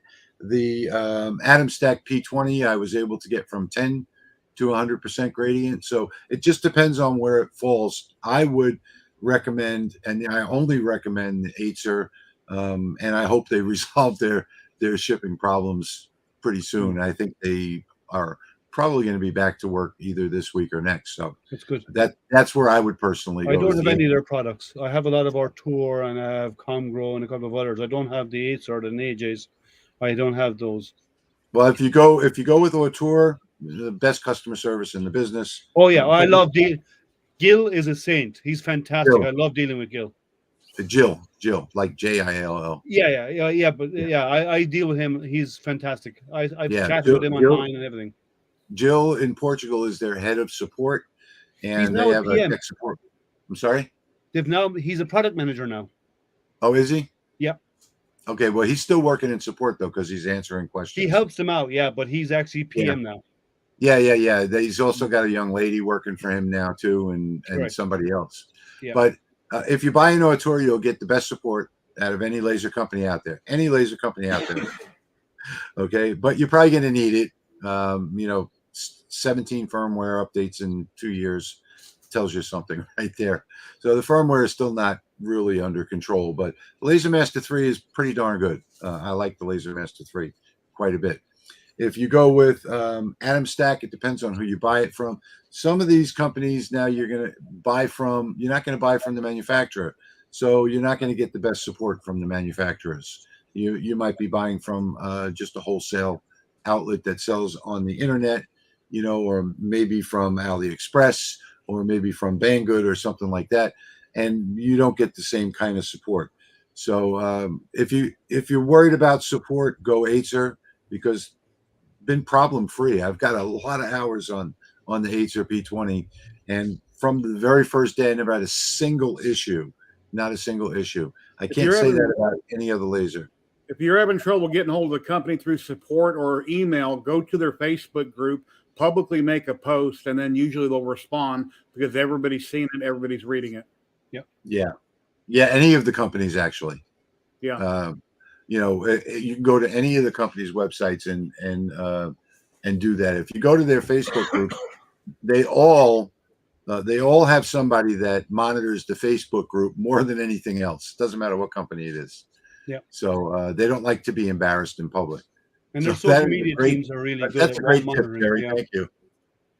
That's a great tip. You just publicly call people out, just say something, or if you're a streamer or a YouTuber or something like that, make a video about it if you have to. Yeah, but if all else fails, I wouldn't say call him out. I would say go on and ask the question there to draw attention. Well, they'll usually always respond if you're making a post about it on their group. Yeah. I don't mean call them out. I mean be respectful. Be nice about it, but ask a question there. Asking the question would be calling them out. So yeah. Yeah, that's all. Yeah, that's an old post. Yeah. Oh, okay. Well, I'm almost down to the bottom here. Well, here's a 3D print I wanted to show. It's off Thingiverse. It's at a silk filament. Hang on one second, Jerry. Let me get you up there. Hold on one second. When you get this file, which is free on Thingiverse, it tapers down and gets a lot smaller. I cut it off in NetFab, and I had printed this on my CR10 Max. That's at a silk filament. It took 10 days to print that maybe. And quite a bit of filament. It's very heavy, probably weighs like 5-6 pounds, but it's pretty cool. So, and I had some random different colors, so I just ran out of filament and I went to the next color. Started out with rainbow and then gold and then like a green and then a blue. That's pretty cool. Yeah, that came out beautiful. How many hours did that take, Jerry? Oh, I don't know. It was like 8 or 9 days. 8 or 9 days. Yeah, 0.2 layer height. Yeah, it took forever. So there's a question there about running a diode in a freezing cold weather. Like, Stephen is right about it being hard in the belts, but it's also hard in the electronics. So most electronics have an operating temperature which are just above freezing, up to about 30 degrees. Yes. And when you get really cold, the electronics don't like being cold, and they react badly to being heated and then frozen and heated and frozen. Even though they do test electronics like that when they make them, they don't like it, and it does wear on electronics an awful lot. So I would say not only do the belts get stiff, but you're not doing the electronics any good either. Here's a big Paul the Alien, and if that offends anybody, he's pointing up. He's only got 4 fingers. That file was off Thingiverse, and I increased it quite a bit. This is all 3D printed. I had to print the legs separate from the pants, and then the stomach was in 2 pieces, in the arms, and a couple pieces in the head. But yeah, I need a painting. I'm really slow about painting anything, but it's pretty cool. And when it's hard to believe it's hard to believe that's 3D printed. Yeah. I'm 5'8", and I'm a short guy, but he's pretty tall. He's pretty tall. I think he's taller than the real original guy. Yeah, it's supposed to be life size, but yeah, it's pretty cool. That's absolutely beautiful. Printing that rotary tool took I did it in 2 batches because I did the larger parts on their own first, and then I did the smaller parts separately. But if you did them all, if you had a printer that, like, I have lots of printers, but if you did them all in one go, it'd probably take 24 hours to print it. Probably maybe a little bit more than that on a 3D printer. That's about all. Ordering the parts off Amazon getting the parts delivered from Amazon takes longer. Mark says that he'll say the support has been good. It's hit or miss. It's either good or bad. They do have the people that return the phone calls. You can see Steve shaking his head in the background. Steve doesn't agree with it. I don't agree with it. Even during my testing phase, I had a problem and it took them a month to answer the problem for me. So I don't know. I had a website that was dedicated to remote assistance for light burn issues, and I got and it was $75 an hour if you wanted to book a remote session, and I was booked 20 to 30 hours a week, and it turned into all XTool support questions because they couldn't get the support from XTool. So some people say they get great support, others say that they don't. So I don't know. All right, Liam, did you answer that already? I did, yeah. And Mark asked the ballpark. I'll say 24 hours if you did one print, depending on your settings and the printer you're using. Like on a normal FDM printer at 50 or 60 millimeters a second, you're talking about 24 hours to print it. If you have a Core XY, like the printer, I've unboxed the printer this morning on my channel, and it could print that in the space of about 6 hours, 6 or 8 hours, going by the speed it prints. It prints at about 500 millimeters a second, not 60. Okay. So it's a big difference in print, depending on the machine you have in your settings. But I'm guessing 24 hours, you could probably print it out, maybe a little more. And then by the time, if you start printing today and you order the parts on Amazon today, chances are you'll have it printed before the parts arrive to do the assembly. Yeah. Hey, Good Rich. answer. Yeah. Rich, if you make us all the same size, I want to share my screen there. Here's a picture of the biggest print I've ever done. It was for my son. It's down at the bottom. You'll see a picture there. No. Oh, what happened? It should be one that's kind of grayed out, big one on the bottom. There you go. That's a spawn I done for my son. He collects spawn figures or whatever you call them. And wow. The originals are there in front of it. There's 2 down here. There's a full-size helmet, and that is it's all FDM. It took a very, very long time to print that and paint it for my son. Yeah. But that's probably the biggest thing YouTube. That's beautiful. Yeah, that's a lovely print. So just talk about 3D printers. I've got a couple 3D printers that I'm going to be putting together. One of them I'm giving away to a local homeschool kid, and I'm going to be doing a couple of them on the channel, but it's not going to move away from lasers. We'll do 1 or 2 videos on 3D printing, and I need these guys to help me.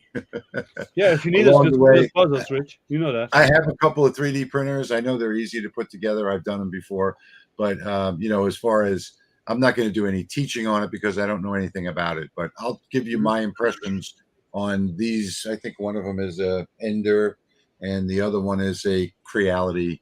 So when I put those 2 together, I'll do videos on it, but we're not going to move away from the lasers. We're going to be laser focused on this channel. There was okay. Error 9. Okay. I've got a video on that. So just go to my channel and take a look for the Error 9 video. It was last month, I think. So we had a question on here about something that has come up with you and me in the past. Michael's asking about the ability to see the progress, the remaining time to cut in light burn, not the preview estimated time, but I don't see it and you do. Did you ever figure out where you actually see or set up that setting? Yeah. In light burn? Yeah, let me switch over to the screen and show you. Hang on 1 second. I don't see that either, and I think that's what Michael's asking about. I can see an estimated in preview, but I do not see a progress bar. But that's a guesstimate. That's the guesstimate in the preview. That's the best way to put it. It's a guesstimate. Yeah. I think it was on the XTool that I was in Lightburn. It said the job was 100% done, but the laser had another 5 minutes. Well, That's that's because the XTool buffers, Jerry. The XTool has a buffer, so that you send the data to it, and it buffers it locally, and then runs through that code. That's but on other why, machines, when it's done, it's done. Just like with yeah. the K40. So the software was done sending it. The machine wasn't done processing that G code. Is all it was. Yeah. Well, for some reason, it is not letting me share my my Lightburn screen. I don't know why. But to tweak that, what you have to do is click on the little gear and screwdriver icon up at the top where it says device settings. Right. And then in there, you'll see a tab that says additional settings. And when you see that tab that says additional settings, you're going to click on that, and then you'll see read from controller. So once you've done that and you've clicked read from controller, you'll get a more accurate time in the preview window of how long that engrave or cut is going to take. But even Jason, the person that invented the software, will tell you that it's just a guess. Yeah. So even the progress bar is still an estimate. It's a guess, yeah. Okay. And the progress bar will always run out before the job is done. It'll look like it's done, but it's not. You know, I think one of the biggest things that one of the biggest requests that they get is, can you please put a bell when the job is finished? At the end, sort of like Laser Gerbil. Can I answer a question in chat? Kate has a question for me or Liam. She builds dollhouse furniture. What would be the best 3D printer to buy? And my personal opinion is Sobol SV06 that currently came out on Amazon. They're $299. They're like a Prusa, but they're only $300. And sometimes they have sales. That is the best bang for the buck is the Sobol SV06. I put an affiliate link in private chat if you wanted to share it, or use your link, whichever, Rich. But a Sobol SOVOL SV06. I've been selling some printers here in Vegas on Marketplace, and somebody called me up and they messaged me about one of the printers I was selling, which you have to be more advanced and know how to work on this and that. And instead of them coming to my house to buy it, I told them to go to Amazon and buy a Sobol SB06.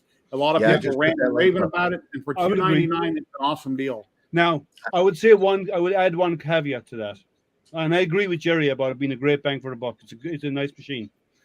The one caveat is depending on how small the parts you're printing. If they're really small parts, then an FDM printer may not be your solution. And if it's got any detail in it, an FDM printer may not be the solution. You might have to go to resin, yeah. And you might have to go to a resin if you want to. So let me show you the difference, right? An FDM, for a large piece, an FDM is great. For larger pieces, right? FDMs are fine. But if you want fine detail, like really fine detail like this, you need to go resin. Mm-hmm. So depending on what you're printing, right? So if there's not a lot of detail and you don't mind seeing some lines or whatever on it, an FDM is fine. But if it's really small, a resin printer will give you obscene detail. Bamboo Labs. Clean up. Bamboo Labs. Jerry, Liam's got a Bamboo Labs video P20. coming. Yeah, the Bamboo Labs again for small parts is not great. Here is a resin print of the thing, Ben Grimm. Yeah, there's one. The thing, yeah. That's the thing that's resin printed. So yeah, that's just amazing. So I find the resin printers amazing. The quality is almost perfect on it. Yeah, so it depends on the quality and the amount of detail you have and the size. So if you're doing big, FDM is fine. Laser, you need an FDM printer, you need a resin printer, you need to have a little bit of everything. That way you can do a little bit of everything you want to do, in my opinion. So, yeah, it looks great. So it all depends. Yeah, Liam just bought a Bamboo Labs P1P, and he's done a live stream today on it. He's going to be doing more videos on it. Mm-hmm. And next week, Monday or Tuesday, I'm ordering the Bamboo Labs X1 Carbon, which does up to 4 different filaments. It's a high-speed printer. And a lot of people are talking about the Bamboo Labs X1. Oh, yeah. My video this morning, I thought it was printing fast. Then I went to the menu and checked it, and it was printing at standard mode. So I went over and I changed the mode. It has standard, fast, extra fast, and sport, and then it has ludicrous. and I mean ludicrous, was ludicrous speed. But again, you don't always get the best quality prints the faster you go. It's all down. Let me answer Eddie real quick. We're actually not off base because most of the people doing laser engraving are doing 3D printing as well. So, and these are just my friends that came to help out on the stream today. So we're going to talk about their channels and stuff. But anyway, Matt says I can't get my Ortur rotary to turn and burn, but will not react to me changing the steps. Oh, I can get it. Will not react to me changing the steps per millimeter to get my rectangle to line up. Any help would be appreciated. So, well, when you're doing your steps per millimeter, first off, I would say check your plugs, make sure that it's plugged in properly, clean the terminals, maybe something like that. But if you in the rotary setup in Lightburn, if you put those numbers in the steps per millimeter, it will absolutely change the speed at which the stepper motor moves. So if that's not happening for you, one of two things: either your connection is bad, you have a bad wire, or you have a bad part. Your stepper motor may be bad. So that's the only two things that I can think of. Let's see. Where was I now? You can take me off big screen. Oh, sorry. Jerry's shy. Oh, I'm not Yeah, shy. no, I'm he's not. Definitely not shy. Okay, all right. Resin Dragon Studios, thanks for stopping in. Let's see. Let's get back to the questions. Gary has a question there. The one above that, Gary had a good question. So Gary, I don't have one, but a lot of people, I know people who do, and they love it. Yeah, I've got the small Delta here. It's my wife. It's called the Q3. My wife claimed it. It works great. And then the 400 is much larger. And I hear people like Liam said that have it, love it. Yeah. Yeah. Yeah. So we're talking about somebody asked a question about setting up the roller. What's the best video for it? There are several videos on YouTube. There's a lot of good videos on setting up your roller accessory. Watch Rich's video on mute on it. I have one. I have two videos on it. So I've got a video for the Ortur roller accessory, which is a very unique product, and I've got one on a CO2 setup. So two different ways of setting up. I've got both of those videos. Just look for roller accessory, I guess, on my channel, and I'll be having a third one coming up on the brand new Ortur that just came out that hasn't been released yet. The Chuck version, which I think everybody's going to like. No, they won't. How much more powerful will the diode lasers get? It's a race to the max power is what's going on right now. And what happened, I think what happened is, I don't know what happened, but what I'm thinking happened is that when the 10 watt came out, everybody saw how quickly they sold. And they were just not in stock anywhere when they first came out. Everybody was buying them like crazy. So people were looking for more power last year. And so the 10 watt is out now on the market, and people are just buying it, by the thousands. So then they came out, with the 12 watt, and NAJ came out with a 15 watt temporarily for about a month and a half. In fact, I got one of them. Then they changed it to two 5.5s after that. The same one, A4640, that same module originally came out in 15 watts. And then a month later, they switched it to 10 watts.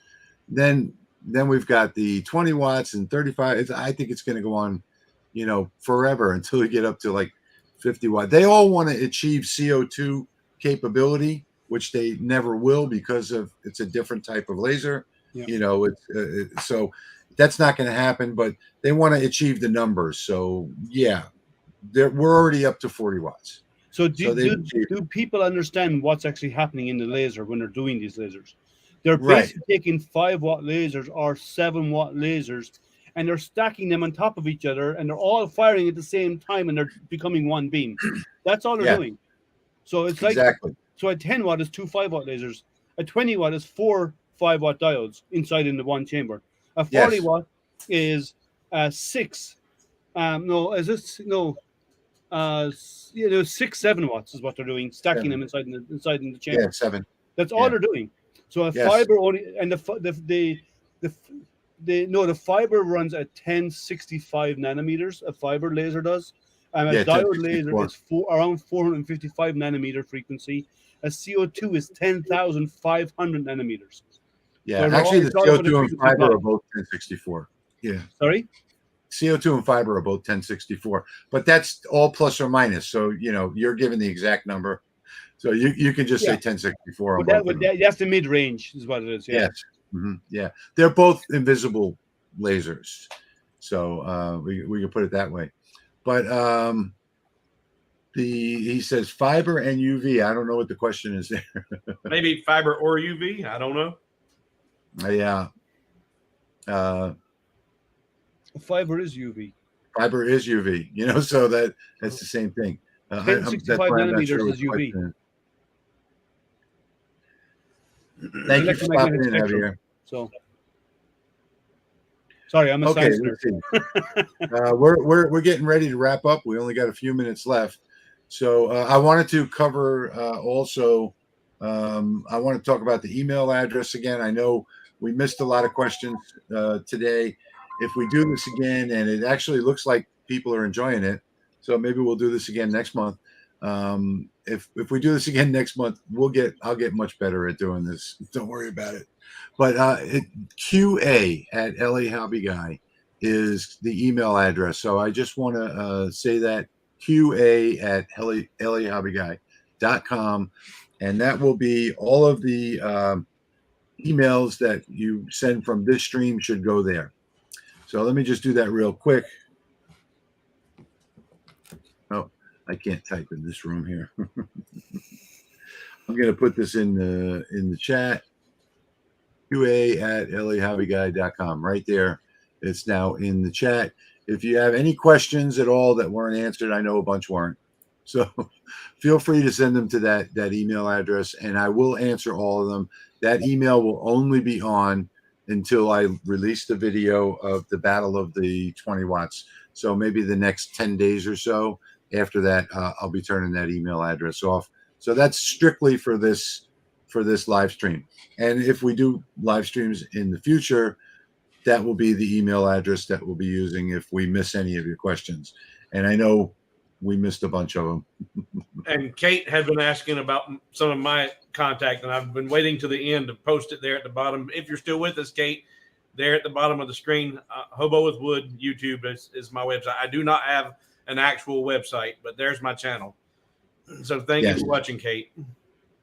Absolutely. And you can put up the Laser Makers Realm too. It's just youtube.com at Laser Makers Realm. That's a new channel, a cooperative that Steve, myself, and Patrick from Light Source Engraving, the three of us are put together. We're going to do quick projects there that you can download for free. So check that. Yeah, I forgot. Don't forget to join the forums over at LAHobbyGuy.com. So I think we're right at 30,000 members now. Wow. Thank you, Mike, for bringing that point up. Yeah, don't forget about the forums. Mike here, a stumbling, bumbling idiot. I just love that handle. That's Mike from the forums. He's one of the moderators there. And there's lots of great information on the forums. I think we're right at about 30,000 members now. So if you can't find the answer to the question about laser engraving that you're looking for on my forums, I don't think you're going to find it anywhere. And not only the answer to what the question that you're asking, but my opinion and his opinion and her opinion and all different people's opinion and advice about the question that you asked. There's nothing like an old-fashioned forum style community, and that's what I love about the forums. So thank you, Mike, for bringing that up. Let's see. I have both the XTool and the H wins hands down. I agree. No question about it. But this video that's coming up, the battle of the 20 watts, it's not going to be my opinion. It's going to be your opinion. I'm going to do all of the same files on all the different machines and show you them and compare them one to the other. So we're going to leave it at that. Thank you. Pop Moose, been following you for a while. Liam and Jerry going to check out your stuff now. Great, good deal. Good deal. We do a mix of stuff, so it's not all. We do some lasers, but we do a lot of printing stuff as well. So you're going to see a mixed bag. Yeah. All right, so Mike says that we now have over 30,000 members on the forum. So you'll need to jump in there, and trust me, it's a free resource. So why wouldn't you want to do it? You know, Rich, his handle, his name is a perfect description for me. Yeah, long time ago, Liam always had an answer for everything, so I called him Ike. I know everything. That's what that stands for. I wish I had the Ike graphic to put up. Yeah. Lewis says, thanks to Rich, I can now spell laser. Oh, Lazer all day long.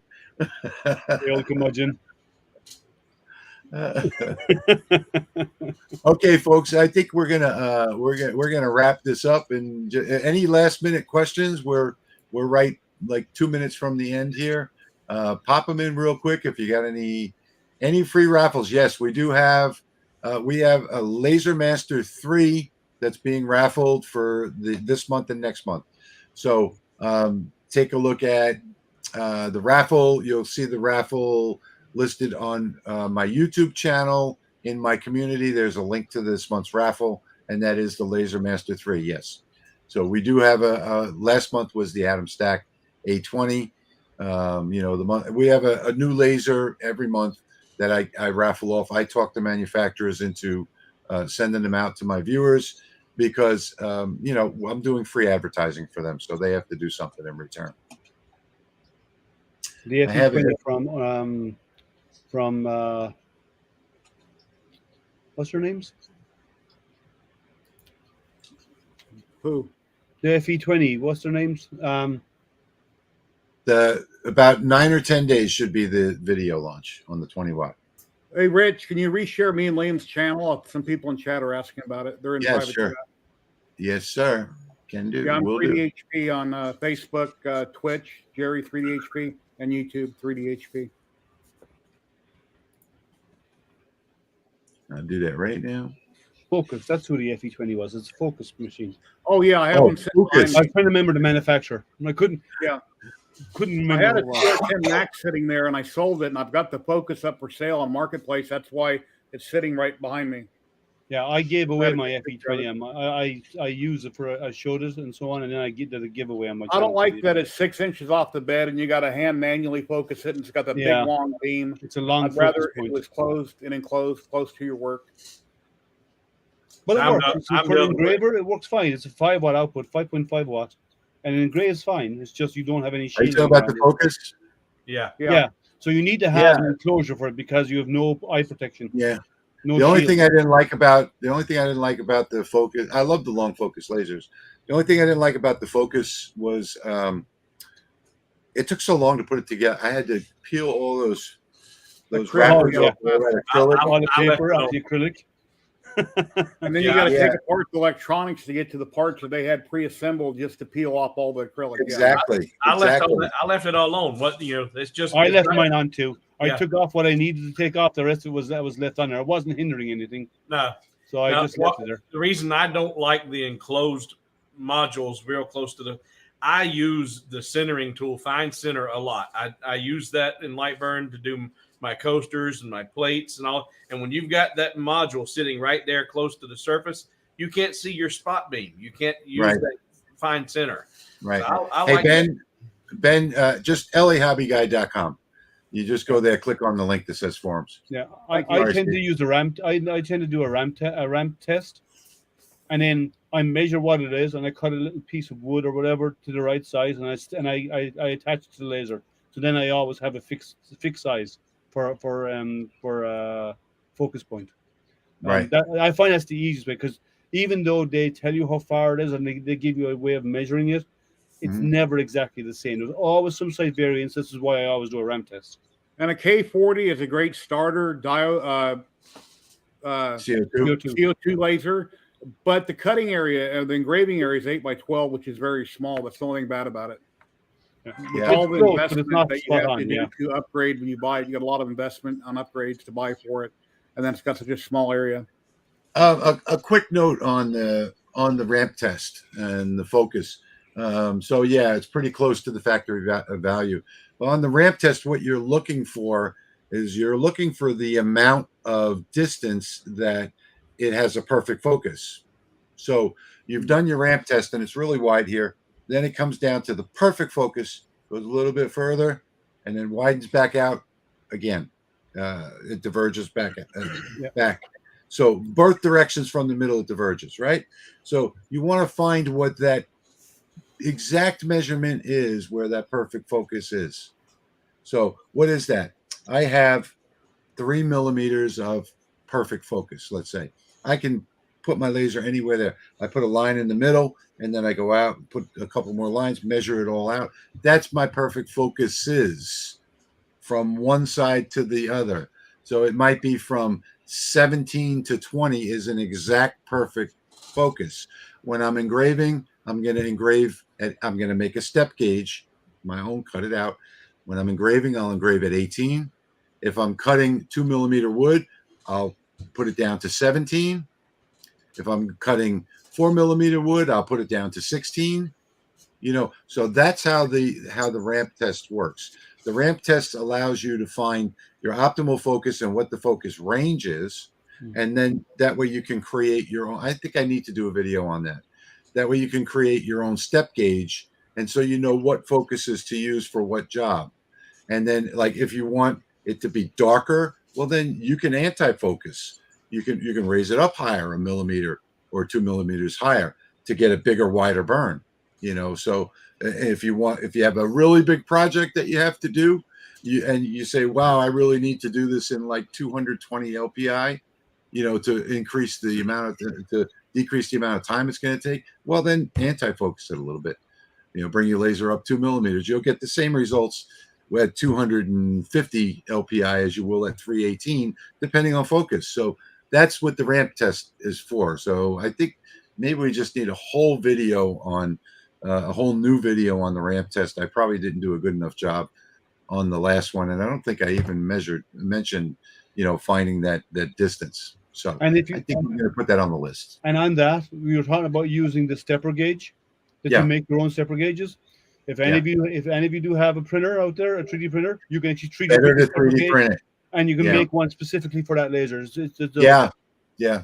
And better to 3D print it, because then you have something that's made at, like, right now I got PLA plus, so I know that's going to last forever. So I don't have to worry about that. I don't have to worry about scratching it when I put it underneath the wood. You can always make a new one. A little wood. Yeah. So Liam's right. Do it on the 3D printer if you have a 3D printer. Yeah. If not, find a buddy that has one. Make up the file. Send it to him and say, I want you to print me this. And give him $2. Give him the price of a beer, and he'll print it for you. Buy him a bottle of beer, and he'll go print it for you. Is what you do.